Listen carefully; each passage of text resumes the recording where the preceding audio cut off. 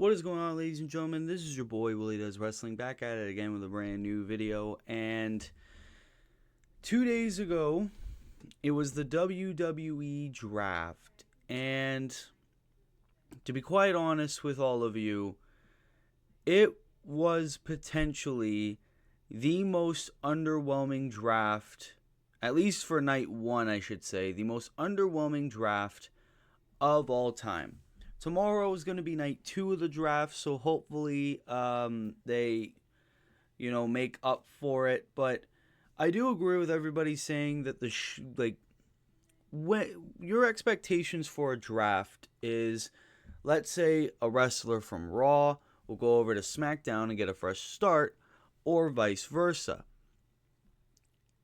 On Friday's draft, we had basically none of that. None whatsoever. I will say another little bit of false advertising before I give a little bit of a recap of the draft picks and give my thoughts on all of them. Didn't anybody else think that NXT was also going to get involved in this draft? Like Ava was going to draft some people from the main roster to NXT. That was what I thought heading into this thing, but I don't know. I guess I must have been making a fool of myself. So I'm gonna pull up all the draft picks, and we're gonna give our thoughts on all of them. There are also a couple of NXT picks, which we'll get into, but here we go. So the champions were obviously protected. Like, all the Raw champions stay on Raw, all the SmackDown champions stay on SmackDown, what have you. You know what I mean? So, round one, SmackDown got Bianca Belair. I don't care, she should have gone to Raw. Jey Uso staying on Raw, which I thought was stupid as well. I thought they were going to move Jey over to SmackDown, bring Jimmy to SmackDown, and keep Solo and Tama Tonga on SmackDown to really help this Bloodline versus potential Uso match. Oh, I forgot to mention this. Roman Reigns was pulled out of the draft. He's ineligible to be drafted.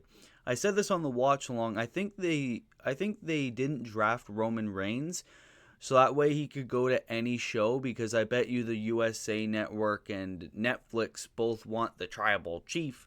So Roman's going to be a free agent, I guess. Our first NXT call-up, Carmelo Hayes is going to SmackDown. I think that's fine. I mean, a lot of people said this isn't really a change because he wrestled on SmackDown a couple of times, but this is his call-up. So he's going to SmackDown. Seth Rollins is staying on Monday Night Raw.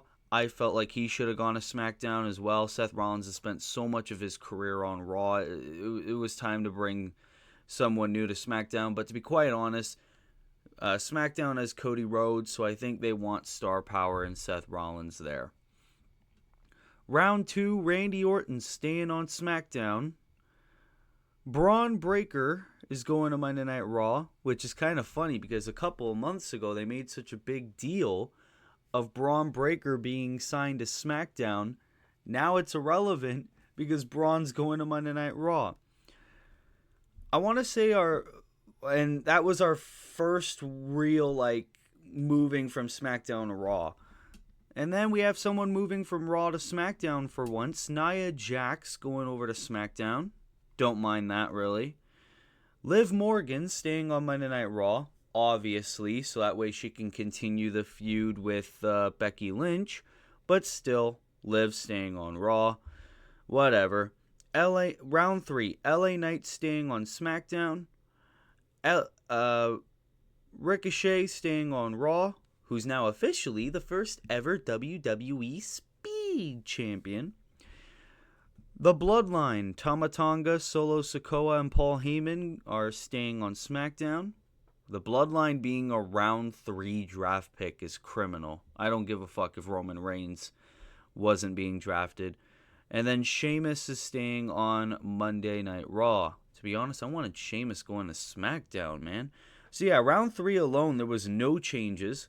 LA Knight staying on SmackDown, Ricochet staying on Raw, the Bloodline staying on SmackDown, Sheamus staying on Raw. It's pretty stupid, to be quite honest.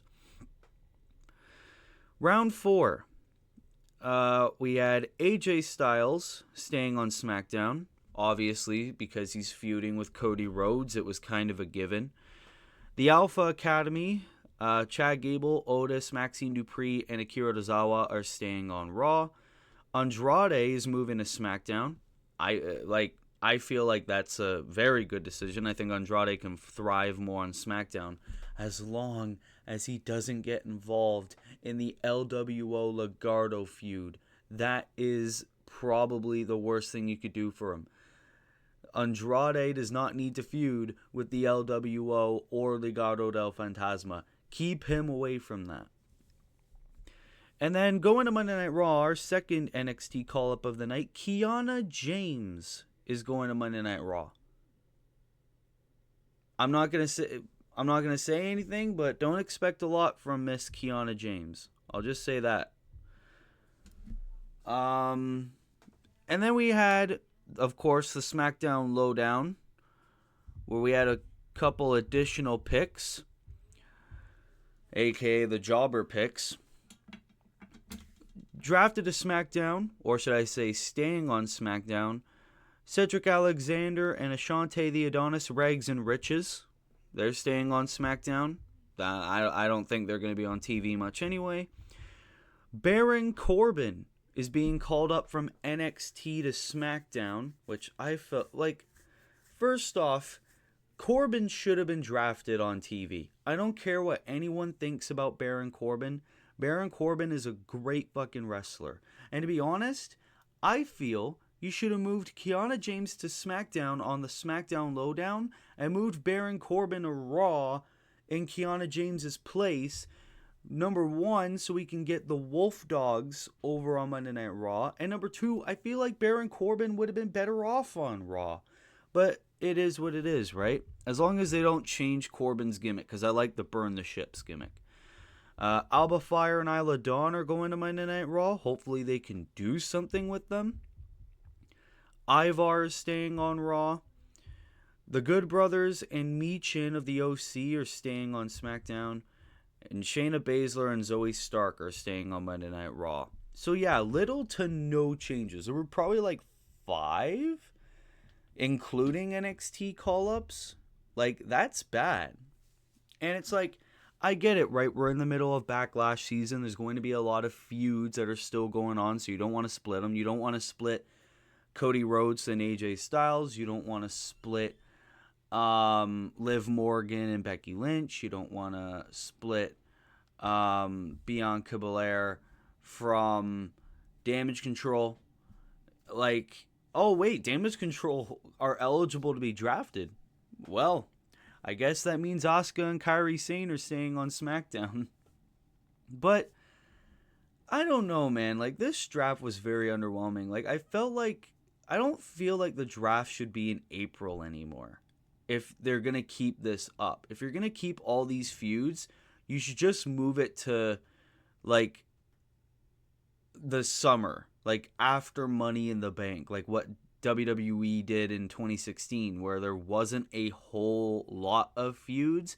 And even then, if there was, there were feuds that, you know, didn't matter whether or not you were on the same brand or not. You know what I mean? Like, because this draft was very underwhelming. It was basically like you could miss the draft and all the same people would be on the same show. Now, granted, this was only night 1. Hopefully night 2 will be a lot better, because this was the most underwhelming draft I have ever seen in my years as a wrestling fan.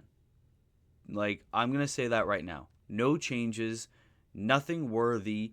Okay, Carmelo Hayes is being called up to the main roster. Why the fuck is Kiana James, of all people, getting called up to the main roster? Why not Lyra Valkyria? If you were going to draft an injured Seth Rollins, why didn't you draft an injured Cora Jade? Or Nikita Alliance? You know what I mean? So, what would you have for Kiana James on Monday Night Raw? What would you have her do? Play a lawyer gimmick?